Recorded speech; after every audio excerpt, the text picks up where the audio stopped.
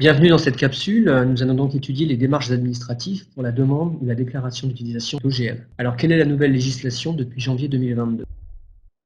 En octobre 2021, une nouvelle ordonnance a réformé l'évaluation des biotechnologies et le 30 décembre 2021, un décret d'application est paru.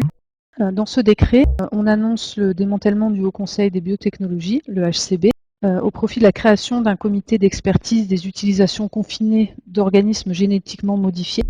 Et la principale chose qui nous intéresse dans la réforme de l'évaluation des biotechnologies, c'est cette simplification de la procédure pour l'utilisation confinée d'OGM qui présentent un risque nul ou négligeable.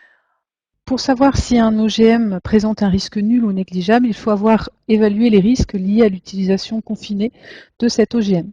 Il faut donc connaître l'organisme receveur, le vecteur et l'insert qui va être introduit dans cet organisme receveur, et donc déterminer que la classe qui en résulte est bien une classe 1.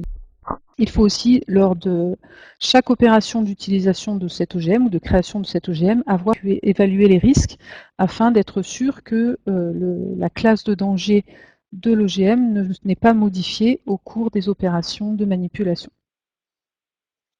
En établissement scolaire, on utilise uniquement des OGM de classe 1, donc c'est-à-dire des organismes non pathogènes de classe 1 pour lesquels la nature du vecteur ou la séquence clonée ne justifie pas une modification de classe de risque. Pour simplifier l'évaluation des risques, un vadémécum est sorti en avril 2022 et reprend donc tous les éléments de la nouvelle législation pour l'utilisation confinée des OGM qui présentent un risque nul ou négligeable.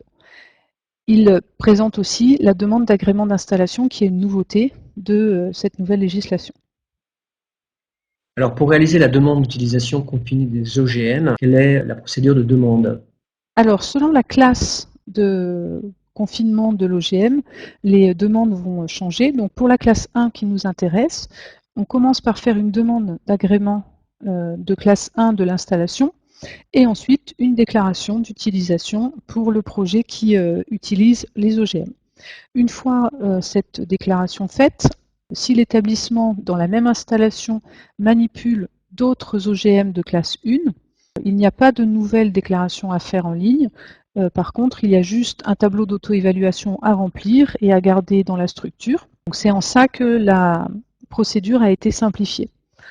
Pour les classes 2, 3 et 4, le tableau présente les demandes avec, par exemple, pour la classe 2, une première demande qui est une demande d'autorisation, pas juste une déclaration, et une deuxième demande s'il y a d'autres classes 2 qui sont utilisées, d'autres déclarations. À chaque fois qu'une nouvelle classe 2 est utilisée, il faudra faire une nouvelle déclaration.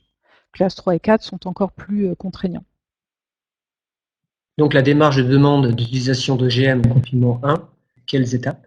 En premier, on fait une demande d'agrément d'installation ou désinstallation s'il y a plusieurs installations sur la structure. Cette demande est envoyée par mail. On reçoit un numéro de demande d'agrément d'installation et on peut ensuite aller sur la plateforme DUO, déclaration d'utilisation d'OGM, pour faire le dépôt du dossier d'utilisation. Si tout est conforme, un récépissé est délivré à la structure qui va conférer l'agrément pour l'installation pour une durée de 5 ans et donc, comme je vous le signalais auparavant, il n'y aura pas de déclaration à faire pour les autres utilisations si c'est du classe 1.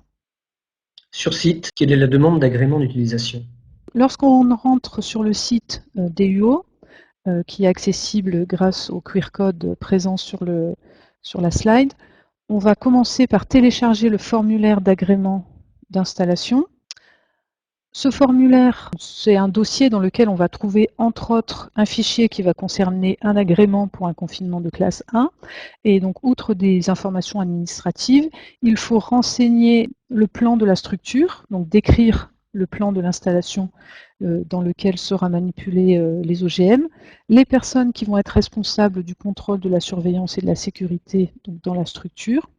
Ainsi, il faut déclarer que les salles d'activité vont bien satisfaire aux exigences suivantes, c'est-à-dire des plans résistants, des plans de travail résistants à l'eau, aux acides, aux alcalis, aux solvants, aux désinfectants, aux agents de décontamination et qui soient faciles à nettoyer, un autoclave fonctionnel sur le site et certifier que dans le laboratoire, le personnel porte des vêtements de protection appropriés. Si d'autres mesures de confinement sont mises en place, on les renseigne aussi à cet endroit. Donc une fois le document complété pour la demande d'agrément de l'installation, il est envoyé par mail à l'adresse labogm@recherche.gouv.fr et on reçoit le numéro de demande d'agrément d'installation. Une fois le numéro obtenu, on peut se rendre sur la plateforme DUO pour faire un dépôt de dossier d'utilisation. Donc pour faire le dépôt, il faut télécharger le dossier formulaire utilisation que l'on trouve à cet endroit du site. Et donc dans ce dossier, on va trouver une fiche administrative qu'il faut compléter et faire signer par le chef d'établissement. Et on va trouver d'autres documents qui vont permettre de constituer la fiche projet. La fiche projet, ça va être un document qui doit être en PDF absolument pour pouvoir le télécharger. Et il va rassembler différents documents, un dossier technique qui va contenir la description du projet. Et à cela, il faut coller aussi des feuilles concernant le formulaire vecteur et les tableaux d'association, vecteur, insert, etc. Tous ces fichiers sont mis ensemble pour former un seul PDF qui sera utilisé sur le site. Pour pouvoir faire la demande, il faut avoir un compte utilisateur. Donc, la première fois où l'on utilise le site, on fait une demande de compte en cliquant sur le lien. On renseigne le nom de la personne qui va faire les recherches, le nom du laboratoire et le nom de l'exploitant, donc votre lycée par exemple. On choisit un mot de passe et on renseigne un courriel pour recevoir le code d'accès. On reçoit le code d'accès par mail et une fois ce code d'accès obtenu, on le renseigne ici, ainsi que le mot de passe que l'on avait choisi lors de la demande. C'est très important de ne pas perdre ce mot de passe parce qu'il n'est pas redonné. On peut commencer ensuite la demande. Donc, on renseigne ici la catégorie de la demande, donc utilisation d'OGM, le nom du responsable scientifique. On recherche l'exploitant, qui est le nom du lycée. Donc ici, dans cet onglet-là, normalement, ils sont tous référencés. On les recherche par nom de lycée, c'est le plus simple.